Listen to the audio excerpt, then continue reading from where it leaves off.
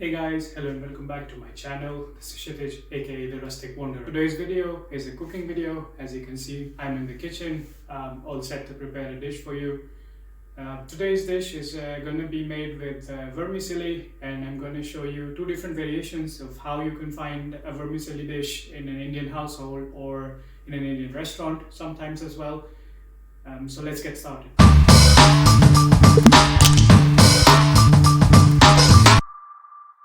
So, first things first, what is vermicelli?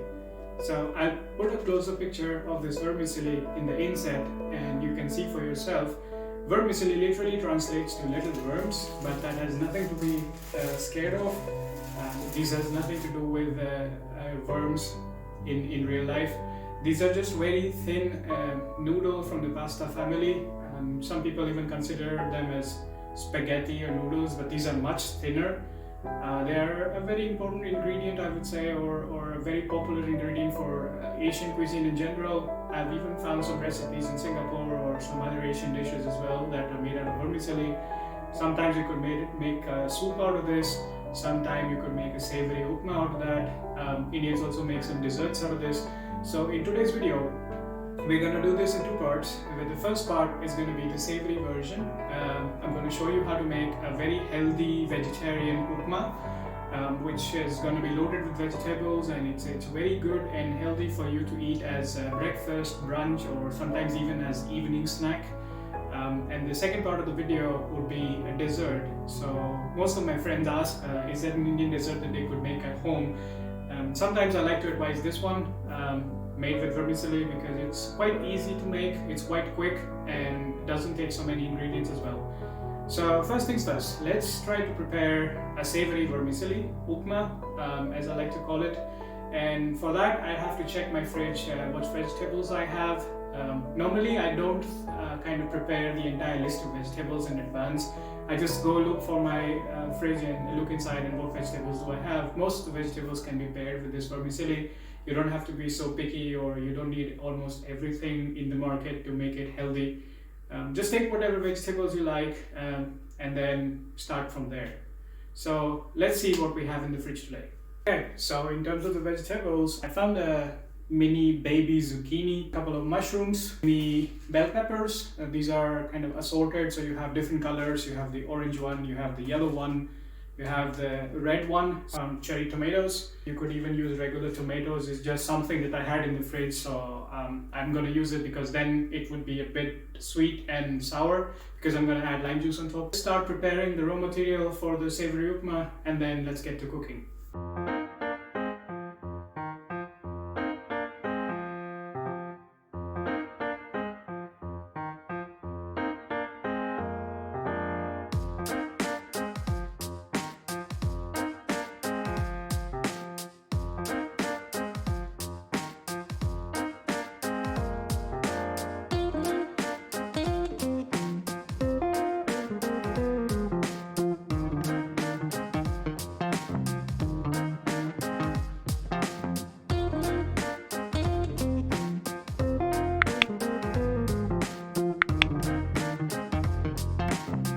Alright guys, so the vegetables are chopped and ready to go. So we have kept the onions separate because that's the first thing that we're going to pan fry with all the spices. Then gradually we're going to add the zucchini, the mushrooms, the capsicum and the tomatoes. We cook them all nicely with all the masalas, and then eventually we're going to throw in the vermicelli. So let's get cooking. Alright, so it's time to cook. So we'll turn on the gas on the high flame to let the oil warm up first. Then when the oil is nice and warm, we're going to throw in the cumin seeds, the mustard seeds, and some hing. If you have no idea what spices do I use for cooking, do check out the video link in the I button above where I explain all the spices already.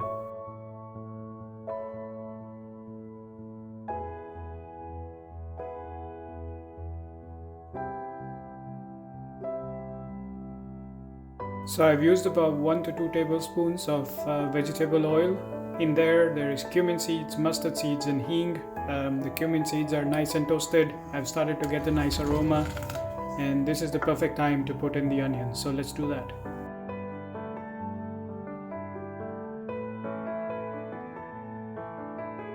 Alright, so from the sizzling sound you can tell that the onions are ready, so it's time to throw in the rest of the vegetables.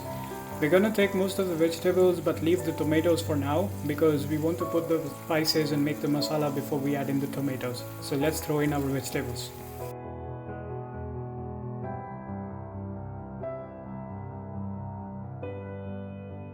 So it's starting to look a lot nice and colorful now. While the veggies cook, we're going to start throwing in our spices. So we are going to begin by 1 to 1.5 spoons of salt depending on your taste. Then we're going to take a good handful serving of turmeric to give it the nice yellow color. We're going to take a pinch of green chili, 2 spoons full of coriander powder. So these were the basic spices. Then I do have a few optional spices, but before we do that, let's mix these up and then put in some optional spices. So in terms of optional spices, I'm going to add some garam masala, some Everest sambar masala, whatever brand sambar masala you can find around you, and some chaat masala. If you have no idea what these necessary and optional spices are, be sure to check out my video in the I button where I already explained all the spices that I have in my kitchen that I use for cooking.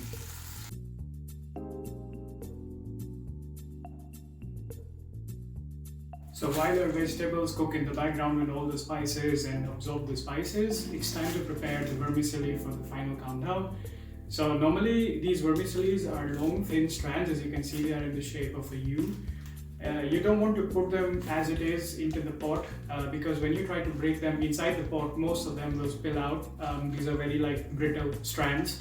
So essentially what I like to do is, because I want small strands in the pot to make it easy to stir well, I normally crush it inside the pack itself, so it becomes like small strands. Then I open it and put it inside the pot and mix it well. So let's crush it first and then try to put it in the pot by adding more water. So our veggies are nice and soft. As you can see, they are all cooked and the base is ready. Now it's time to throw in a few essential things. So 1, we'll throw in the ginger garlic paste. 2, we're gonna squeeze some lime juice. And 3, we're going to throw in some vermicelli and increase the amount of water so that our sewai can cook properly, or the savory upma. So let's do that.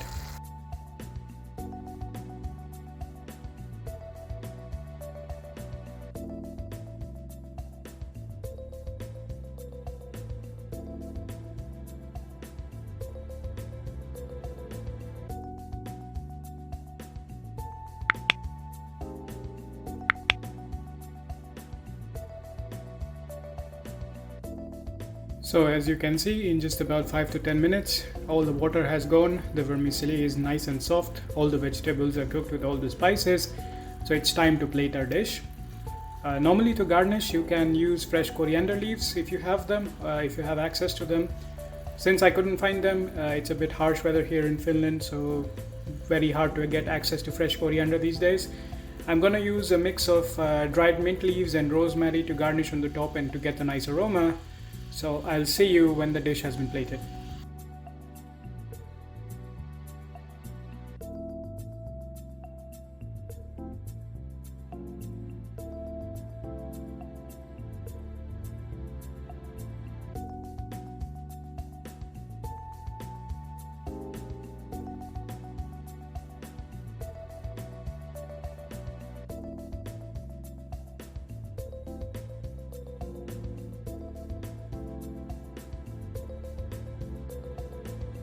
So guys, in this video, we tried a savory version of this vermicelli. So first things first, let's do a taste test, how it turned out. Wow, turned out really good. Most of the times I don't follow a recipe or measure anything. So it's a good snack for me for today. So I'm going to go ahead and enjoy this, while I'll see you guys in the next segment of the video where we try and make the sweet version of this vermicelli as a dessert for your entire family. Stay tuned. Alright, so continuing further into our video, we are now going to prepare the dessert version of the vermicelli, or we call it Sewai. So for this we are going to need a few things. So I've crushed and prepared the Sewai again like before. I've taken pistachio, raisins, almonds. There are 2 types, peel and the regular one. I've also taken a few strands of saffron and put that in cold milk. Then I've already taken powdered cardamom. If you don't have this powder form readily available, you could easily take the cardamom pods and crush them using a blender that you have available at home. And most importantly, I've taken the ghee, which is the clarified butter, and this is going to add all the nice aroma to it once we start preparing. So the first thing that we need to do is to start dicing the dry fruits and prepare them for putting them inside the ghee for roasting.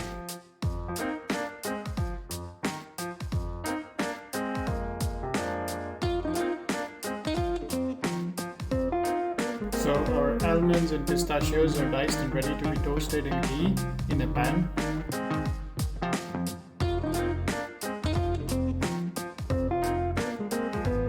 So our dry fruits are nice and toasted. There is a nice aroma in the kitchen as well. One thing to note here is that I haven't added raisins yet. To add raisins, just before adding raisins, you have to turn off the heat, and you only have to move around the raisins in the pan for about 15 seconds or so that it gets coated in the ghee, but you don't have to roast it in the ghee. So let's quickly do that and take these dry fruits out separately in a box and start preparing the savory.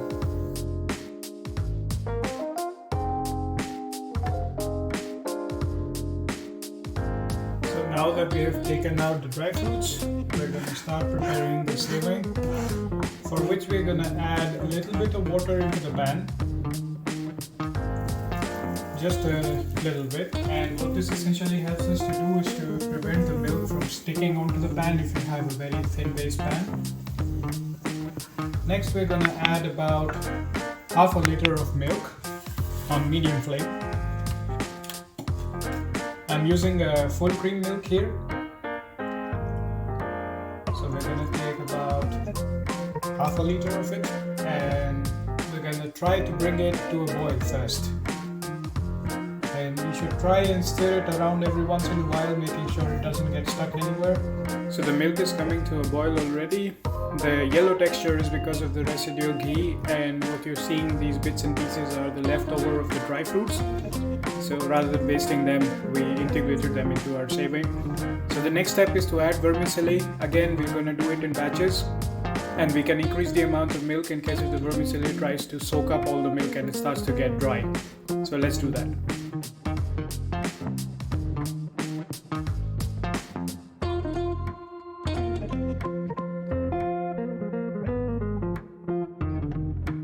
Alright, so as you can see, the vermicelli is now ready.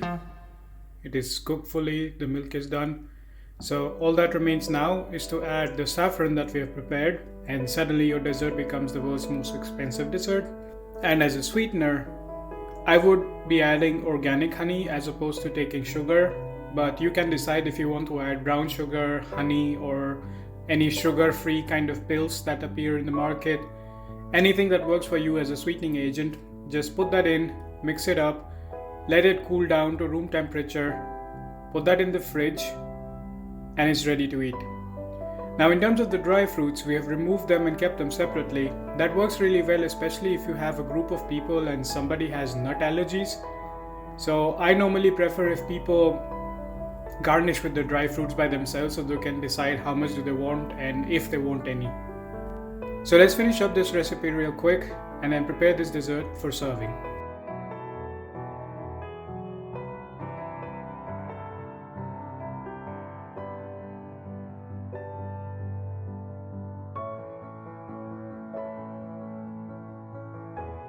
So that was it, guys, the two different versions, the sweet and the savory versions of how you can eat vermicelli at home.